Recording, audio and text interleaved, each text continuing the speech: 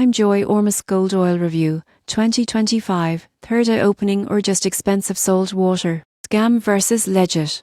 Most people get this wrong by assuming any spiritual oil can instantly unlock mystical powers. The surprising truth about I'm Joy Ormus Gold Oil is that while it's marketed as a third eye activating product, its effects are mostly subjective and not scientifically proven. The oil contains trace minerals and plant extracts dissolved in a base liquid, often gold infused, giving it an unusual shimmer.